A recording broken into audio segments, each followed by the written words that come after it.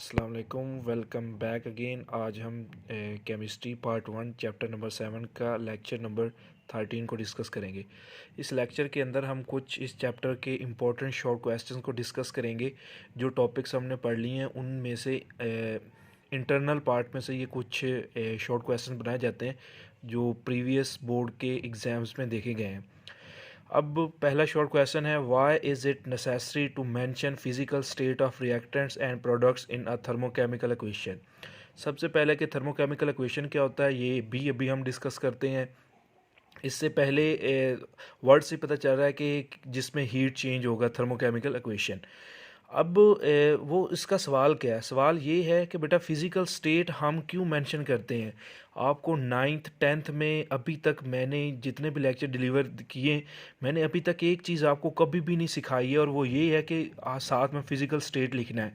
Physical state का मतलब होता है कि कोई चीज़ आपके पास सॉलिड में है, गैस में है या लिक्विड में है। जैसे कि ये देखो रिएक्शन में बेटा मैंने नीचे ये H2 के साथ G लिखा हुआ है, ये O2 के साथ G लिखा हुआ है, इस H2O के साथ भी G लिखा है।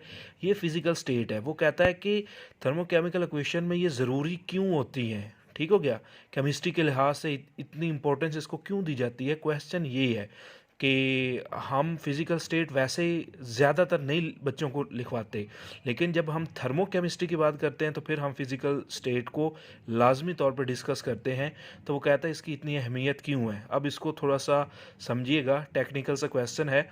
वो कहता है कि हमें फ़िज़िकल स्टेट बेटा इसलिए लिखना ज़रूरी होती हैं क्योंकि फ़िज़िकल स्टेट से पता चलता है कि कोई जो बनने वाला प्रोडक्ट है या रिएक्टेंट वो किस हालत में पाया जाता है। मिसाल के तौर पे बेटा यहाँ दो मैंने रिएक्शन लिखे हैं। एक बेटा ये 1 मैंने लिखा है, H2 के साथ गैस है, और दूसरा भी O2 भी गैस है।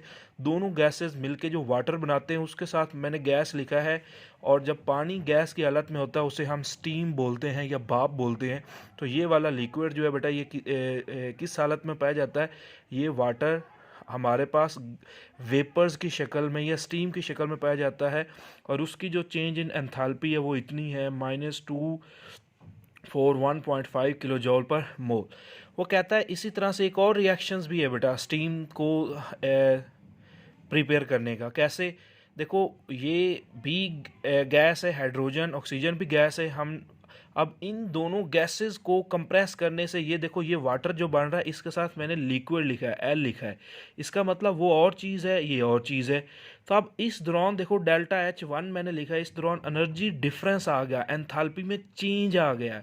तो अब यहाँ से मुझे एक बात समझ में आ रही है कि देखो इस लिक्विड को फिर मैं हीट करूँगा। अब आपको पता है कि जब लिक्विड को हीट किया जाता है तो एनर्जी अब्जॉर्ब होती है, इसलिए बेटा डेल्टा H2 मैंने प्लस के अंदर लिखा है। आप जानते हैं कि जब किसी चीज़ को हम हीट देते हैं, हीट अब्जॉर्ब होती है, तो तब हम प्लस का साइन लगाते हैं। इन दोनों को ऐड करेंगे फिर जाके वो वाटर की जो स्टीम वाली एंथैल्पी उसके बराबर बनेगा। तो सवाल ये था कि वो कहता है कि फ़िज़िकल स्टेट्स लिखने ज़रूरी क्यों हैं। इस एग्जांपल से बेटा समझ में आता है कि फ़िज़िकल स्टेट से हमें पता चलता है कि अगर हम फिज़िकल स्टेट नहीं लिखते तो हम एंथैल्पी प्रॉपर नहीं लिख सकते। मिसाल के तौर पे इसी रिएक्शन में साथ में मैंने ये जी या जी नहीं लिखता, तो आप मुझे कह सकते हैं कि सर हमें कौन सा पता कि ये वाटर लिक्विड के अंदर पाया जाता है या वाटर गैस के अंदर पाया जाता है। तो जब ये बनेगा तो आपको मैं कभी भी ये नहीं कह सकता कि ये वाली वैल्यू मैं लिखूँगा या ये वाली वैल्यू लिखूँगा। तो इसी चीज़ को मैंने लफ्ज़ों के अंदर लिखा है कि वो कहता है कि इसीलिए फ़िज़िकल स्टेट ज़रूरी होती है, because on the physical state of the reactant and the product enthalpy depends.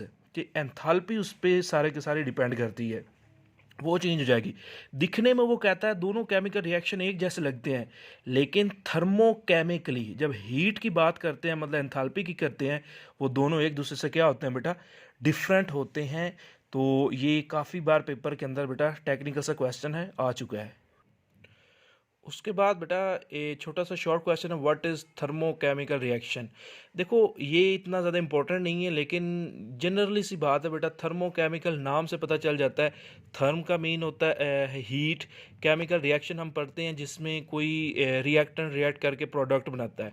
वो कहता है एक ऐसा केमिकल रिएक्शन जिसके अंदर कोई हीट चेंज होता है तो उसे हम थर्मोकेमिकल रिएक्शन नाम देते हैं। तो एक्चुअली सारे रिएक्शंस केमिकल थर्मोकेमिकल रिएक्शंस ही होते हैं, क्योंकि उनमें या तो हीट रिलीज़ हो रही होती है या तो उनमें हीट ऑब्जर्व हो रही होती है। और ऐसा केमिकल रिएक्शन जिसमें हीट रिलीज़ हो रही होती है उसे एक्सोथर्मिक बोलते हैं, और ऐसा केमिकल रिएक्शन जिसमें हीट ऑब्जर्व हो रही होती है उसे हम एंडोथर्मिक का नाम देते हैं। तो उसके बाद एक और बेटा है, व्हाट इज़ थर्मोकेमिकल इक्वेशन। ये थर्मोकेमिकल इक्वेशन बेटा थोड़ा सा समझिएगा, ये पेपर के पॉइंट ऑफ व्यू से इंपॉर्टेंट है, ये बोर्ड में भी आ चुका है। अच्छा, थर्मोकेमिकल इक्वेशन, केमिकल इक्वेशन तो हम पढ़ते हैं, मींस हम कोई भी इक्वेशन लिख देते हैं वो केमिकल इक्वेशन होती है, लेकिन थर्मोकेमिकल इक्वेशन हीट, अब इसमें शर्त है कि हमें कुछ इन्फॉर्मेशन लाजमी तौर पे लिखनी है। अब बेटा वो कौन कौन सी इन्फॉर्मेशन है। नंबर वन है, वो कहता है कि रिएक्टेंट्स और प्रोडक्ट्स की फिजिकल स्टेट्स भी लिखनी है।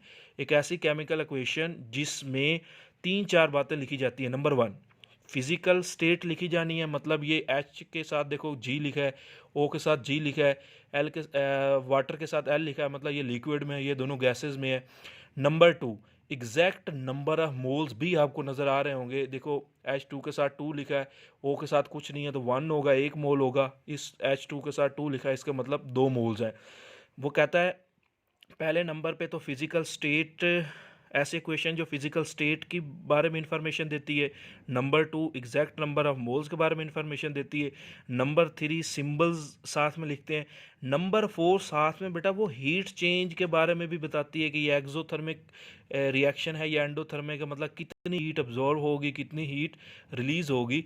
तो इस तरह की केमिकल इक्वेशन जो प्रॉपर वे में सारी इंफॉर्मेशन दे रही होती है, that type of chemical equation is known as thermochemical equation. तो यही डेफिनेशन लिखी है, balance chemical equation which fully describe, जो मुकम्मल तौर पे मालूमात देती है about the physical state of reactant, physical state of the reactants and product in the form of state symbol. वो कहता है सिंबल साथ में लिखे जाते हैं along with the enthalpy change, देखो एंथैल्पी चेंज भी लिखे जाते हैं। क्लियर। उसके बाद बेटा एक और short question last time board में देखने को मिला है, ये आपको मैं पहले हैसेस लॉ के अंदर करवा चुका हूँ, इसलिए मैंने एग्जांपल यही लिखी है। आप मर्जी कोई भी उठा के बुक वाली एग्जांपल लिख सकते हो, ये मैंने इसलिए यहाँ पर राइट की है क्योंकि मैंने वहाँ लॉन्ग में आपको पढ़ाई है तो बच्चों को ये याद हो चुकी होगी।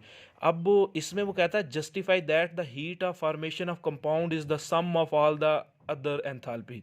कहता है साबित करो कि जो हम लोगों ने बेटा हैसेस लॉ एक्चुअली पढ़ा था, हैसेस लॉ क्या था बेटा, कि delta H1 is equal to delta H2 plus delta H3 plus आगे जितने भी थे इन सब को जमा करें तो उसके सम के बराबर होता है। वो कहता है एक मिसाल से साबित करें।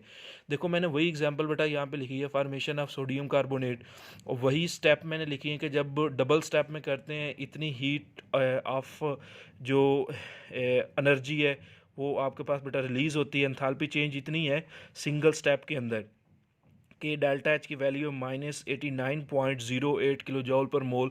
वो कहता है इसी चीज़ को जब टू स्टेप के अंदर करते हैं, पहले स्टेप में बेटा -48.06 किलो जॉल पर मोल एनर्जी रिलीज़ होती है, और सेकंड स्टेप के अंदर -41.02 किलो जॉल पर मोल। इन दोनों एनर्जीज़ का बेटा जब सम लेते हैं तो ये सिंगल स्टेप वाले के बराबर होती है। तो इस इक्वेशन से हमें साबित करना है।